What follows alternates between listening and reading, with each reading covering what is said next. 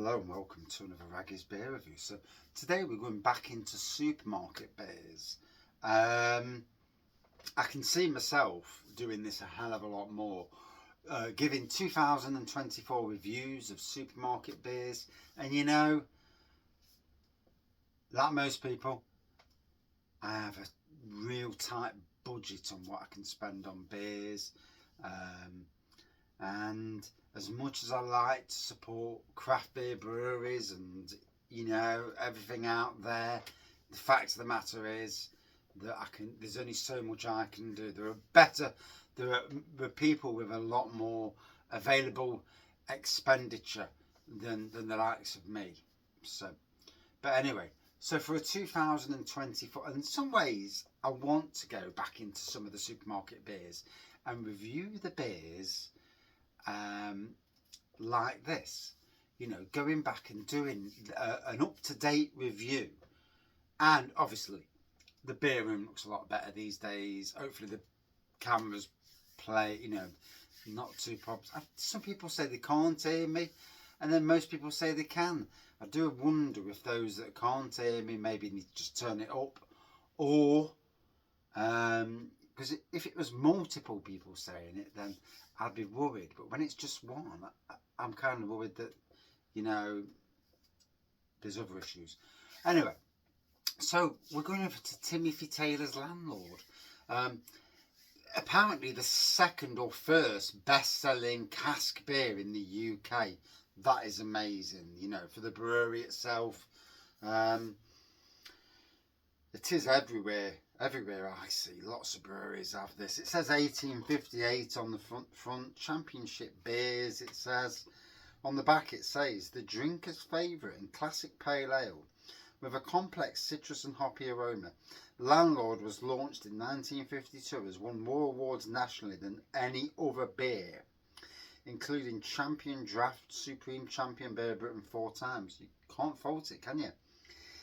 Taylor's taste is achieved by using the finest natural ingredients, our unique Knoll Spring water, the highest grade Golden Promise malted barley, whole leaf hops, and our own Taylor's Taste yeast.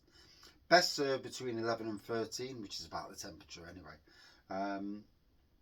Brewed by Timothy Taylors, Knoll Spring Brewery, Keighley, BD21 1AW, 4.1%.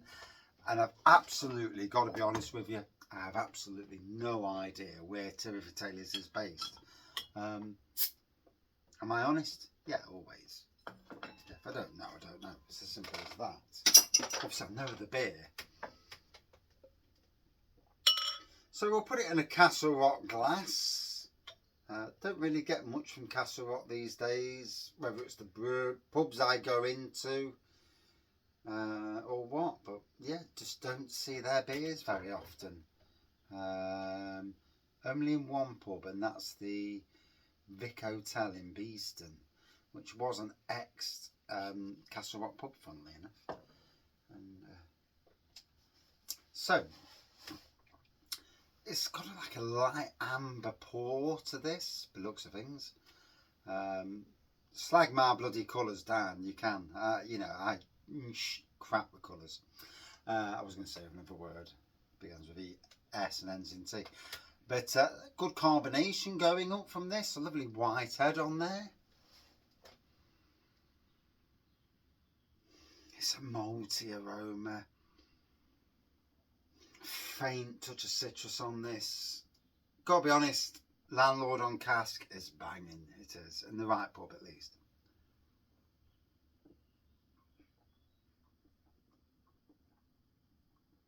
Oh yes, miss sir. And again, yeah, citrusy, bready.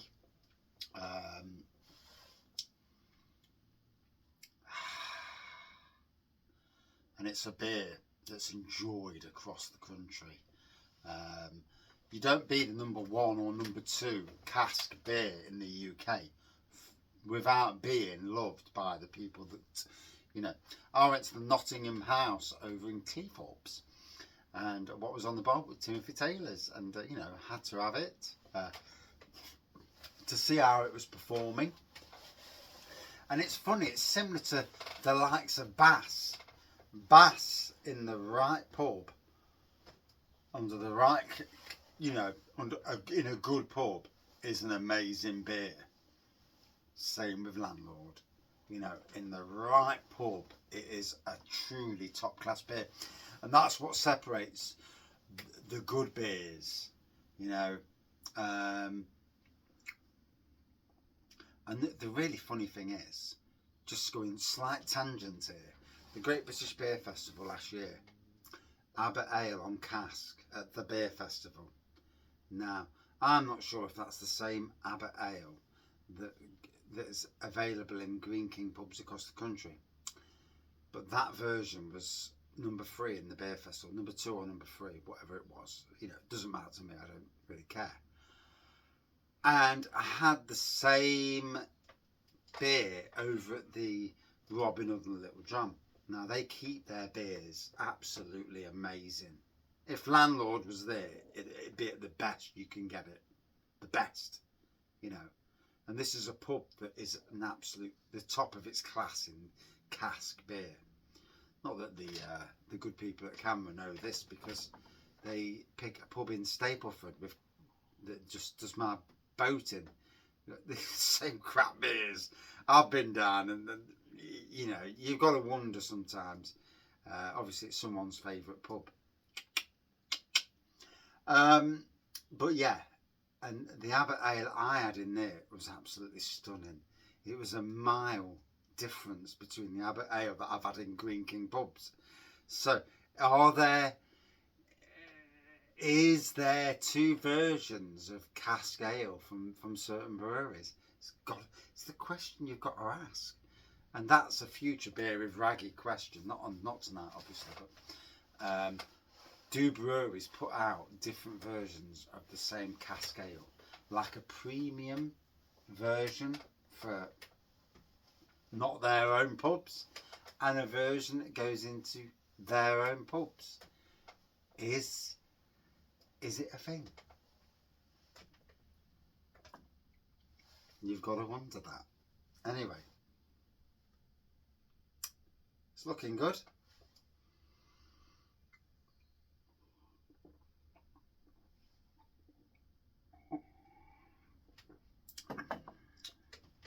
Yeah, there's a breadiness, there's a citrus, malty flavour going off. I can't compare it to a cask version that I've had of this recently, because I haven't come across it in a while. There's a thing for local pubs to do tap takeovers with some of the modern traditional breweries, like your Timothy Taylors.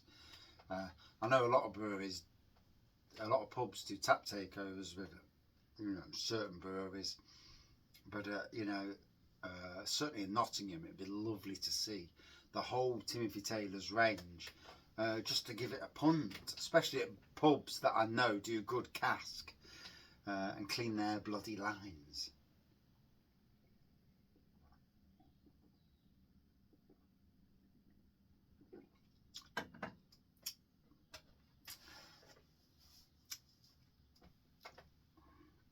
Oh, it's going down well, gotta be honest. And yeah, it's been a good day today in the world of working.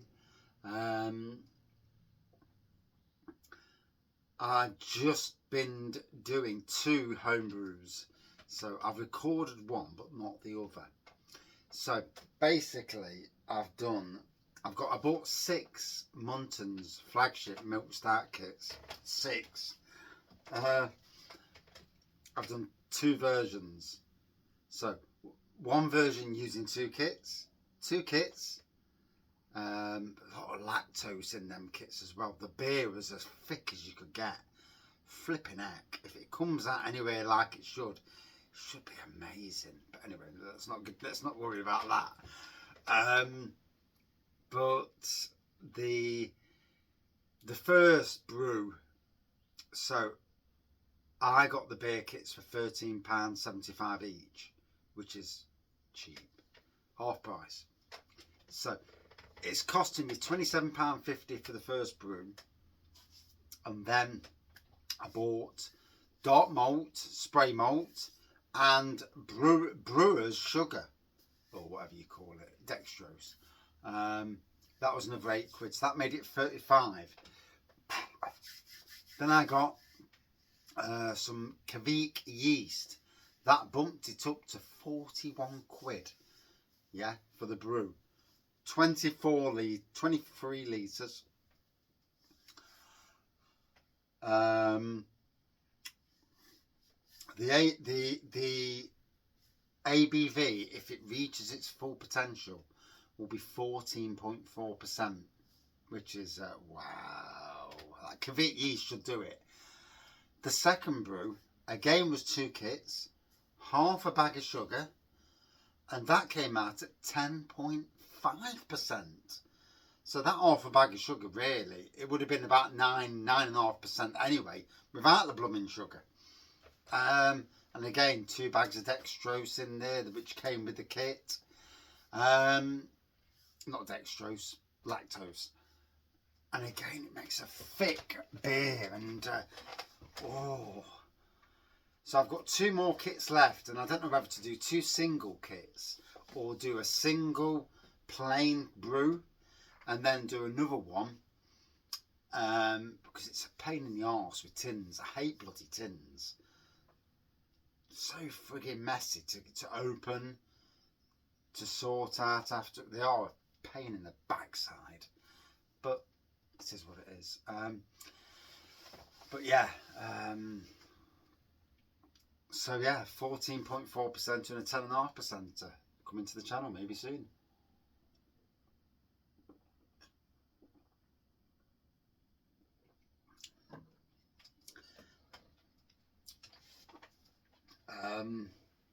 One's going to be a black cherry flavour, and one something that the wife's got, maybe a cookies and cream or caramel imperial stout, or butterscotch.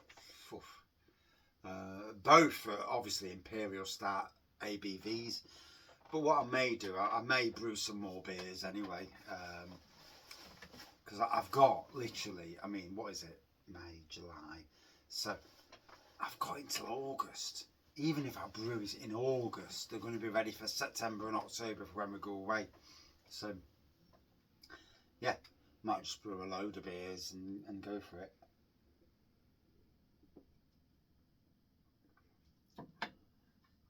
So yeah, 4.1%. In 2024, as this beer review is this still a good beer? It's a good modern traditional beer. The fact is that it's the second or first best-selling cask in the UK is either the fact that it's down to its name, or down to its name, or down to the fact that somebody at Timothy Taylors is bloody good at selling their beer. You know, there are a lot of flipping good beers across the UK from a lot of amazing breweries. I'm not going to slag Timothy Taylors down, because you don't get to be one of the top 2 beers in the UK on cask without it, you know, the general public loving that beer. In bottle, I feel that in bottle it's not quite the same as it is in cask. No beers are. Cask is king. We know this. So in bottle, 4.1%. It's a nice beer. Don't get me wrong. It's not too citrusy. It's all about subtle hints. It's not about being a citrus beer.